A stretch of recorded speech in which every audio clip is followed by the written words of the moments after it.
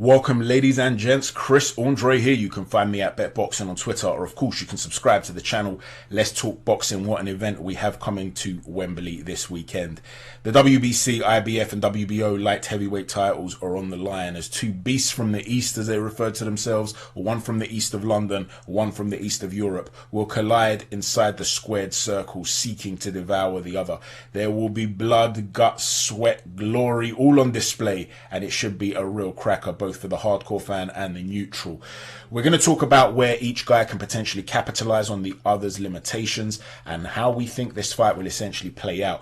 Let's get technical. Let's start off discussing Anthony Yarde. The first time he stepped up to world level, he went to Russia to fight Sergei Kovalev. And we're going to talk about a few of the limitations he had back then and then wonder whether they still exist today and whether they are something that Beterbiev could potentially capitalize on, or whether Anthony Yarde has made improvements and closed these gaps. One of the problems that he had is that he would throw this sweeping left hook without getting his head off the line. And that requires perfect timing, because if you don't land your left hook first, and even if you do clip him, he can then follow through with something else, and the target, your head, has been stationary. So where he shoots off the missile, essentially, the target is still there and eventually it will land. And this is something that George Groves had a problem with in his career. Long-time subscribers will know I used to talk about this a lot with Groves. He would throw these sweeping wide left hooks without getting his head off the line, and he'd often do it against a straight right hand, and it cost him against Carl Froch. Badu Jack dropped him on a couple of occasions when he tried to time him like that. You can see it there as he's trying to throw the sweeping left hook. Anthony Yarde, thinking a right hand's coming, Kovalev actually leads with a power jab after a feint. And it then causes a whole host of other problems. So that was one of the issues that Anthony Yarde had.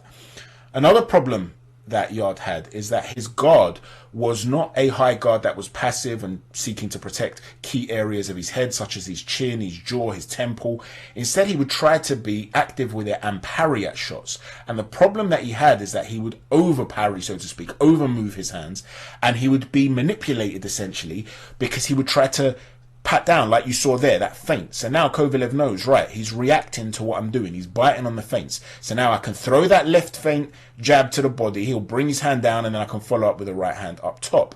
And when Anthony Yarde's going to read that and seek to counter off of that, Kovalev throws the throwaway jab, as you can see, delays stepping in, and then followed up with a right hand. There you see him with another couple of feints there. He feinted with his foot. There it's a double feint with the hand. So you start to realize that you're able to manipulate Anthony Yarde's guard by basically tricking him as to what it is that you're going to do. You're using misdirection. And that's a problem that Anthony Yarde also had against Sergei Kovalev. The other thing is that he had quite a predictable bend at the waist, bend at the hip. He would bend in the same sort of angle whenever he was under pressure from a flurry, when he was surprised, essentially. When he wasn't expecting what was coming at him, he gets almost into this little bit of a panic, turns his head away, so he's almost showing you his cheek, and then he ducks down. And Kovalev began to read that, and as you can see with that last entry there, he threw a little short uppercut to ensure that he lands. So once you start to give the same sort of patterns and the same sort of movement, your opponent's going to capitalize on that. Another area where Anthony Yarde had some issues was on the front foot when he was on the hunt. He would often hop into range, and one of the problems that he has is that he brings his feet far too close together. That back foot comes in first, which brings together the ankles essentially. Now when you're in this position here, if you're punched, as you could see there, Lyndon Arthur timed it perfectly, it gets you off of balance. And if you're off balance because your feet are too narrow and you're caught with a shot, it can send you flying when it's not even a big shot. It's just a balance issue. I want you to stand there with your feet really close together and get one of your friends just to give you a little nudge, and you'll see that you'll lose your footing. Whereas if your feet are at a wider stance, if your feet are shoulder width apart and he pushes you with the same level of force, you're not going to move at all. So by the time you adjust to get your feet again beneath you, you're in a vulnerable position. In order to get your feet beneath you, when you've got those feet close together, that front foot is going to come forward because he's chasing, he's got that forward momentum.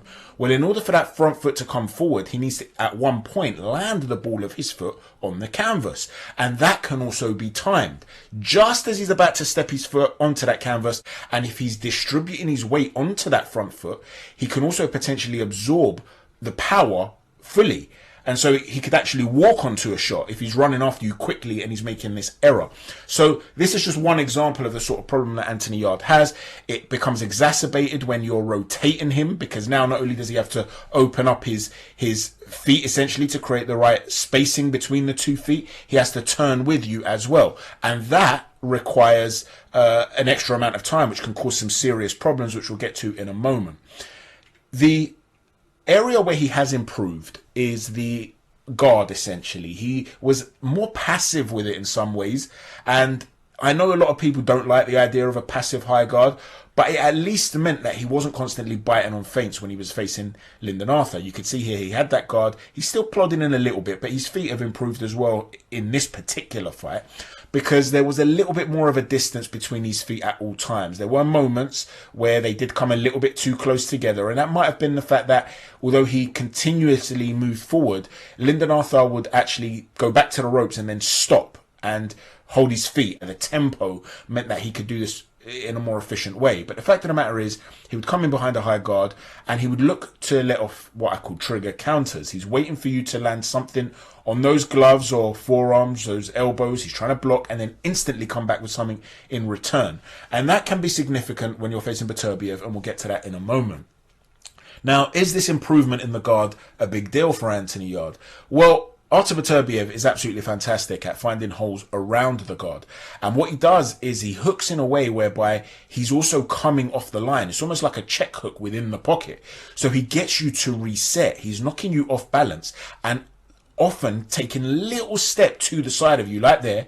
So now he's got a side on angle of you. Can you see that?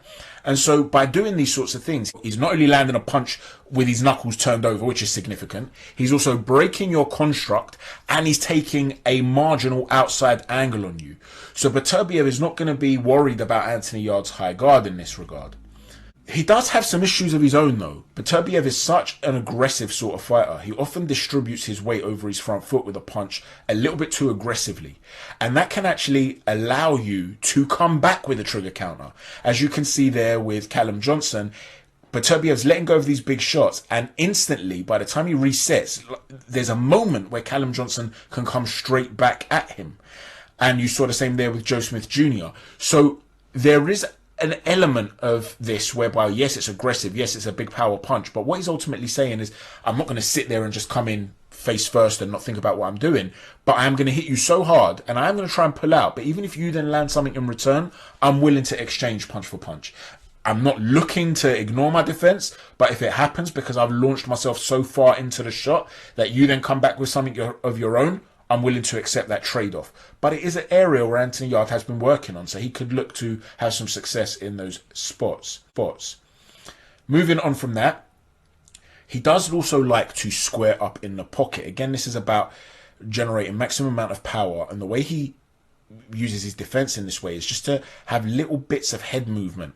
He'll often give you the forehead as well, the top of the, as a target, because what he's basically saying is, this is the hardest part of the skull. You're going to land on my forehead, or I would have just ducked under it and the shot will roll over my head, and then I'm going to come back with some vicious shots, usually cupping around the back of the ear, and again I'm going to get the better of you. But what you can see here from Callum Johnson, who's a massive puncher by the way, he shortened up the left hook. Can you see that there? It wasn't really a hook. It's almost like a hook that turns into a jab. And so he's able to bring it inside the guard of Beterbiev. Again, you see how short that left hook was? Now he's getting punished in return from that. You saw how Beterbiev shot his head on the outside of the shoulder. He took his head off the line after that when he threw his own right hand. But the fact of the matter is, he does have a tendency to square up, willing to exchange, drop his head low, change the height dynamic on you and say, okay, let's go to war now. If we just rewind back to that moment where he got dropped against Callum Johnson, I want you to look at his actual guard. It's actually tight to his head. Can you see that there? There isn't much of a space to aim through, but because he's managed to shorten it, he's come through the guard. Anthony Yarde likes to throw hooks that are a bit more wide. They're a bit more almost slapping, sweeping, as we've said. So if I was Anthony Yarde, I would have looked at shortening up my hooks for this particular fight, because Beterbiev is very adept at bringing that hand up to the temple. But yeah, he can be found essentially when he's square on. The other thing that can happen with Artur Beterbiev is that he's so aggressive that he can be a little bit reckless with his entries. I spoke about this immediately after the Joe Smith fight. Let's go back to that for a second. Everybody was waxing lyrical, and rightly so, because he was a beast that night against a world-class fighter. But when he was on the back foot, something he's very good at doing, and we'll get to in a moment, when he would then seek to enter, sometimes he gets a little bit reckless and he seeks to shift. Now the shift, in other words, he'll throw his right leg forward ahead of his left leg as he seeks to throw that backhand. And he changes the angle. He goes essentially from orthodox to southpaw. Golovkin was brilliant at doing this. You go and watch the fight against Proxar as an example of that. But Beterbiev is very good at doing it too, but he can be a little bit reckless with doing it. And I just want you to look at that little moment again. He's in a position here whereby he comes down forward, he's throwing the right hand and he's fallen short. He's just out of range against Joe Smith. And then look how his feet have to bring him together, square on. The momentum has brought him here. He's now essentially a sitting duck. He has then brought that foot, after touching it on the canvas once, to change into a southpaw position, to change the angle. But his head's still on that centre line. And you can see there the left hook from Joe Smith. It lands, and then he eats another right hand in return. But he gets caught. And you see it in this clip as well. His feet are a little bit too far out, and he's trying to counter that throwaway jab from Joe Smith. And he falls short of his own right hand and then eats a jab of his own. Now, Joe Smith is very much in defensive mode there, and he's jumping backwards. Had he been thinking about jumping backwards to then plant his back foot and throw a right hand down the pipe, Beterbiev would have walked onto a massive shot right there. And he does have a tendency to do that a little bit. So if Anthony Yarde can be smart about his exit on the back foot and line up Beterbiev as he's stepping in, he may be able to land something big, because Beterbiev can get reckless. So does Anthony Yarde have the foot speed, the agility, the technical nous to be able to capitalize on these sporadic, reckless entries from Beterbiev? Is he able to understand the distance and say, okay, when the shift comes in, I can take half a step back, throw a right hand down the pipe, and so on and so forth? Well, he does have some good foot speed and agility. He does make some errors, though, like we've said, with his feet. He can move back in straight lines, which can be a problem against a guy like Beterbiev. But if he can keep the right distance between his feet as he's stepping back, so he can maintain an attack with something that enables him to come back with something powerful with a half a step back, then he could potentially capitalize on quite a lot. You can see here the left hook is what he likes to use predominantly, and the check left hook as a guy's entering the pocket. If he's going to come off the line with it, that's great, it can work. But ultimately for me, I think the right hand down the pipe is what will really work for him. If he can take half a step back, change the level almost like a pull counter, then he can potentially land something big on Beterbiev. And for me, in my opinion, because we know that Beterbiev is this high-level fighter, he has been a high-level amateur as well, it's going to be hard for Anthony Yarde to outbox Beterbiev. So for me, he has to consider big moments. In other words, setting up big shots. And this could be an area where if he's looking to try and land something big to try and change the trajectory of the fight, that could be a potential method to earn an opportunity and open him. But I also believe that if Anthony Yarde's going to have sustained success, his best chance is on the inside. This is not to say that Beterbiev is not brilliant on the inside. He is. But Anthony Yarde also has some fantastic attributes on the inside. He's able to generate a lot of torque without really having to load up, and as a result of that, he's able to shoot his punches from wherever his hand positioning finds itself in that given moment. Like there, two short shots right above the shoulder, they have an impact. He's able to wear you down with it. He's also brought framing into his game. When you're using that lead hand like there on the side of his head, you're controlling the guy, and then you're bringing in another shot from there. Here you can see he's using his upper body to create leverage, to create separation, and then through that separation, because he's got space, he can let go of shots. But because he's also pushing Linden off the back, he's keeping him off balance. But you see these little gaps he finds around the elbows, through the center line with the uppercut, something that I think he can potentially have success with against Beterbiev, who, as we said, likes to duck his head. His head is in that central area and he's bobbing up and down with it. If you're able to just line him up with an uppercut, he could end up bending onto something. However, old habits do die hard. And the Koikov fight, which came after the Linden Arthur fight, Anthony Yarde was making many of his same errors. His feet coming too close together, hopping inside. Now, is it because he's not taking this seriously and he's just messing around. If that's the case, it's still a problem because bad habits can come into it. Just look at his feet, how close they come together as he's plodding in and he's getting himself into areas. And you saw again with the Lyndon Arthur fight here, he's reacting with the guard.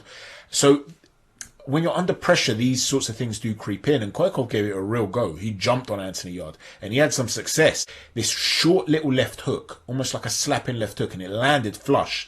And Beterbiev's capable of doing stuff like that, and his are a lot harder than Koikov's. So there's still a problem here potentially for Anthony Yarde. If the tempo is going to be high, if he's under pressure, he could end up resorting to some of the elements that perhaps aren't ideal for Anthony Yarde. And the problem is that Beterbiev is brilliant on the back foot. You know, if Beterbiev was only a slightly above average puncher, he would still probably be the favourite in this fight based on his boxing ability, because he has the ability to get on the back foot and lure you in. And he sets traps by rotating. He rotates to his own right. He'll switch sides. He'll go left to right like he's done there. And then before you're able to reset, he'll whip that right hand around your guard. He'll catch you almost around the back of the ear. But you see how he's able to just quickly slide in and out of range? And all of this is done on the back foot. And he's able to take the power away from Joe Smith. Now, although Joe Smith's a bigger man than Anthony Yarde, and he may very well be physically stronger, one punch knockout power, he might even be a bigger puncher than Anthony Yarde in terms of one single punch. His feet aren't as fast as Anthony's, but he still makes errors, a lot of the same errors, as you can see there in that particular moment, where his feet are coming close together, and just by rotating to the right, it causes him a problem, and by the time he resets, he's eating that right hand around the guard. And I've got a feeling that's going to be a real problem for Anthony Yarde. So how do I think this fight goes? I think Anthony Yarde has to come out and essentially try to be smart early on by applying foot pressure, try to hope to lure Beterbiev into one of those shifts where he gets ultra aggressive, brings that back foot across and squares himself up, and you can counter him with a right hand down the pipe. If you then land something significant, you have to try and jump on him. You have to get inside. If you're seeing that you're not able to lure him into an error, don't wait too many rounds. If you haven't done it after the first round and a half, try to seek a way to get inside and work on the inside. See if you can turn it into a war. Something that Callum Johnson did, and he dropped him. And he had some success, Callum Johnson, but he was up against a monster.